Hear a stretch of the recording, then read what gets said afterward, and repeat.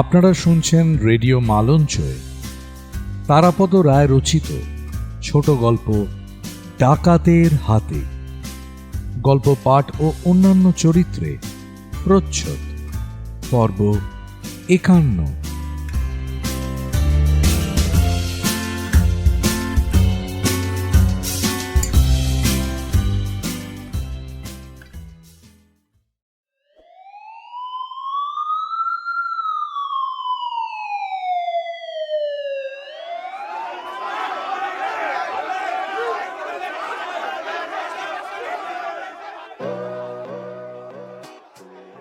এতক্ষণ ভদ্রলোককে কেউই লক্ষ্য করেনি।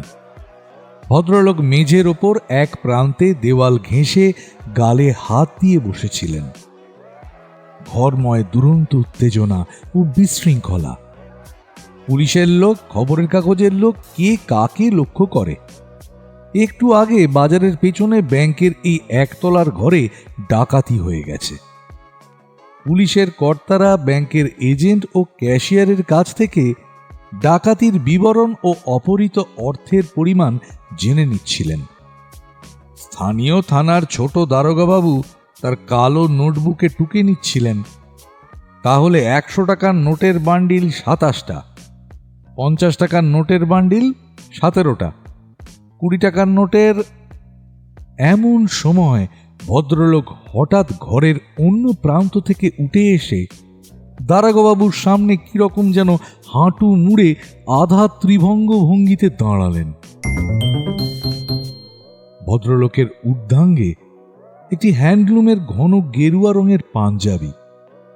পাঞ্জাবিটির ঝুল বেশ লম্বা এবং তাই রক্ষা, কারণ তার নিম্নাঙ্গ সম্পূর্ণ শূন্য, কোনো কাপড় চোপড় নেই। পাঞ্জাবির কাপড় বেশ মোটা বলে পাঞ্জাবির তলায় কোমরের নিচে কিছু আছে কিনা বোঝা যাচ্ছে না। ভদ্রলোককে লক্ষ্য করা মাত্র তাড়াতাড়ি পুলিশকে দেখিয়ে ব্যাংকের এজেন্ট সঙ্গে সঙ্গে চেঁচিয়ে উঠলেন, এই তো যার কথা বলেছিলাম, এই যে। ভদ্রলোকের আশ্চর্য পোশাক এবং বিহ্বল চেহারা আর তার সঙ্গে এজেন্ট সাহেবের উত্তেজনা দেখে পুলিশের এক কর্তা, যিনি কাউন্টারে হেলান দিয়ে এতক্ষণ কাউন্টার টিপে টিপে কতটা শক্ত পরীক্ষা করে দেখছিলেন, তিনি মুহূর্তে বুঝে ফেললেন এই ব্যক্তি অবশ্যই ডাকাতদের একজন। তিনি চাপা গলায় নির্দেশ দিলেন, অ্যারেস্ট হিম। সঙ্গে সঙ্গে দুজন সিপাই দুদিক থেকে ছুটে গেল। কিন্তু এরই মধ্যে এজেন্ট, ক্যাশিয়ার সবাই হা হা করে উঠলেন, আরে করেন কি, উনি ডাকাত নন। উনি ডাকাত নন? তাহলে উনি কি? পুলিশের ছোট সাহেব গর্জে উঠলেন, উনি মিস্টার ছকু চৌধুরী, বাঁশের ব্যবসায়ী, আমাদের ক্লায়েন্ট। ব্যাংকের তরফে এই উত্তরে চমকিত হয়ে পুলিশরা একটু নিরস্ত্র হলেন। শুধু ছোট সাহেব জিজ্ঞাসা করলেন, আপনার ব্যাংকের ক্লায়েন্টরা আজকাল এরকম পোশাক পরে আসেন নাকি? ছকু চৌধুরী এতক্ষণে হাত জড়ো করে পুলিশ সাহেবের সামনে এসে দাঁড়িয়েছেন। ঠিক দাঁড়িয়েছেন বলা যায় না, পা দুটো হাঁটুর কাছে ত্রিভুজের মতো ভাঁজ করে পাঞ্জাবির ঝুল দ্বারা যতটা লজ্জা নিবারণ করা সম্ভব তার চেষ্টা করে যাচ্ছেন। পিছনে থানার জমাদার সাহেব রুল হাতে দাঁড়িয়েছিলেন। তার উপরওয়ালাদের সম্মুখে এই অর্ধলঙ্গ ব্যক্তিটার দাঁড়ানোর ভঙ্গির এই বেয়াদবি তার পক্ষে সহ্য করা অসম্ভব। জমাদার রুল উঁচিয়ে বললেন, এই সিধা হো যাও, সোজা দাঁড়াও।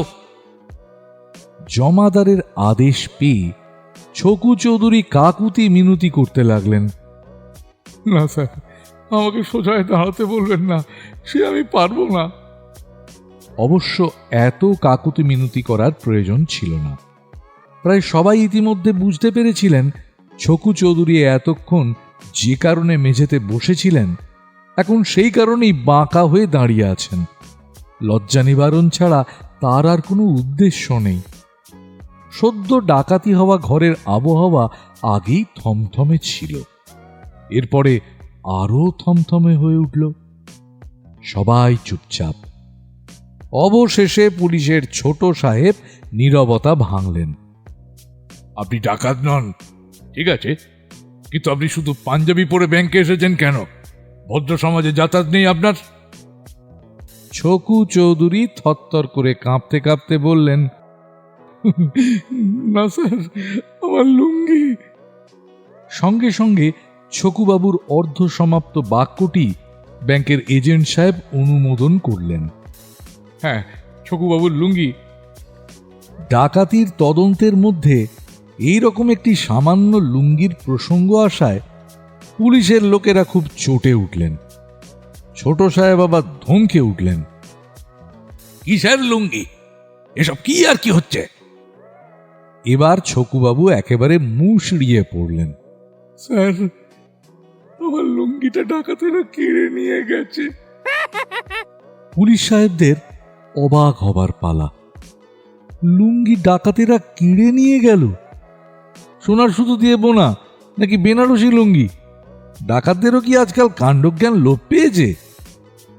ব্যাংকের ক্যাশিয়ার বাবু ব্যাখ্যা করে বললেন, না না, ঠিক তা নয়, ডাকাতদের টাকা বেশি হয়ে গিয়েছিল। তারা বোধহয় আশা করেনি যে এত টাকা পাবে। দুটো মাত্র বড় বড় বাজারের থলে এনেছিল, সে দুটো পুরোপুরি ভরে গেল। তখন কি আর করবে? সামনে কাউন্টারে ছকুবাবু টাকা জমা দিতে এসেছিলেন। ওকে দুজন মিলে ঝাপটিয়ে ধরে ওর লুঙ্গিটা খুলে নিয়ে বাকি টাকা বস্তার মতো করে বেঁধে ফেলল। পুলিশ সাহেব হতবাক। বলেন কি মশাই, লুঙ্গিটা খুলে নিয়ে নিল? ছকুবাবুর পক্ষ সমর্থন করে ক্যাশিয়ার বাবু বললেন, ছকুবাবু খুব ভালো লোক স্যার, আমাদের পুরনো কাস্টমার। প্রথমে উনি কেন, আমরা কেউই ধরতে পারিনি ডাকাতেরা কেন ওর উপর ঝাঁপিয়ে পড়ল।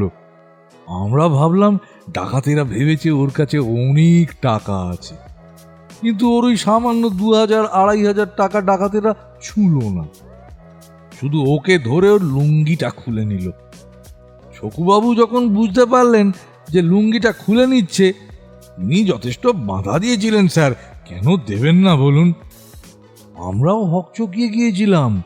না হলে স্যার, ব্যাংক ডাকাতি তো সব জায়গাতেই হচ্ছে, আমাদের সব টাকাই তো ইনশিওর করা, আমাদের তাতে কিছু এসে যায় না। কিন্তু ব্যাংকের ভিতর থেকে পুরনো খদ্দেরের লুঙ্গি নেবে, এ কি রকমের অত্যাচার! ক্যাশিয়ার বাবুর ভরসা পেয়ে পুলিশের হতবাক অবস্থা দেখে ছকুবাবু এতক্ষণ একটু সাহস অর্জন করেছেন। পুলিশ সাহেবের মুখোমুখি দাঁড়িয়ে তিনি বললেন, স্যার, আমার কি হবে? পুলিশ সাহেব এবার একটু ঠান্ডা ভাবেই বললেন, কি হবে আপনার? যা শুনলাম আপনার টাকা পয়সা তো কিছুই যায়নি। এখন কিছুক্ষণ ওই সিঁড়ির নিচে চুপচাপ বসে থাকুন, তারপর সন্ধ্যার সময় যেই লোডশেডিং হবে অন্ধকারে গা ঢাকা দিয়ে বাড়ি ফিরে যাবেন। কিন্তু আমি স্যার আর বাড়ি ফিরতে পারবো না স্যার, লুঙ্গিটা আমার নয় স্যার। ছকু চৌধুরীর এই কথা শুনে পুলিশ সাহেব আরো বিচলিত হলেন। লুঙ্গিটা আপনার নয়? ছকু চৌধুরী আবার হাত জোড় করলেন। স্যার, সত্যি বলছি স্যার, লুঙ্গিটা আমার শালার। দুদিনের জন্য কলকাতায় বেড়াতে এসেছে, দুপুরে চৌরঙ্গিতে পাতাল রেলের গর্ত দেখতে বেরিয়েছে। ভাবলাম 5 মিনিটের জন্য যাই ব্যাংকে টাকাটা জমা দিয়ে আসি। টাকা পয়সা সব ঠিক রইল, শুধু গেল আমার শালার লুঙ্গিটা। ছকু চৌধুরী হাউ হাউ করে কেঁদে উঠলেন। আমার শালা যখন জানতে পারবে আমি তার লুঙ্গি পরে বেরিয়েছিলাম, আমি কি করে তাকে মুখ দেখাবো?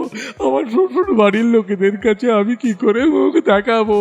ডাকাতেরা আমার কি সর্বনাশ করে গেল স্যার। ব্যাংক আর পুলিশের লোকেরা কিং কর্তব্য বিমূঢ় হয়ে ছকু চৌধুরীর কান্না দেখতে লাগলেন। খবরের কাগজের লোকেরা ঝপাঝপ ছবি তুলতে লাগলেন। পুনশ্চ কোনো পাঠক বা পাঠিকার যদি এরকম সন্দেহ হয় যে এই কাহিনীর সঙ্গে সম্প্রতি সংবাদপত্রে প্রকাশিত কোনো ডাকাতির খবরের কোনো সম্পর্ক আছে, তা ভুল নিরসন করার জন্যই জানাই এই কাহিনীর সঙ্গে কোনো বাস্তব ঘটনা বা চরিত্রের কোনো যোগাযোগ নেই।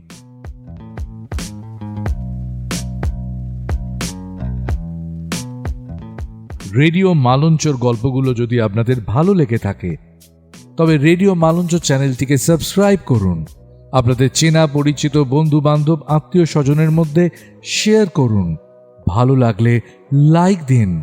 আজ এই পর্যন্তই। এর পরের পর্বে আবার নতুন গল্প নিয়ে আসব আপনাদের সামনে। ততক্ষণ শুনতে থাকুন রেডিও মালঞ্চর গল্পগুলো।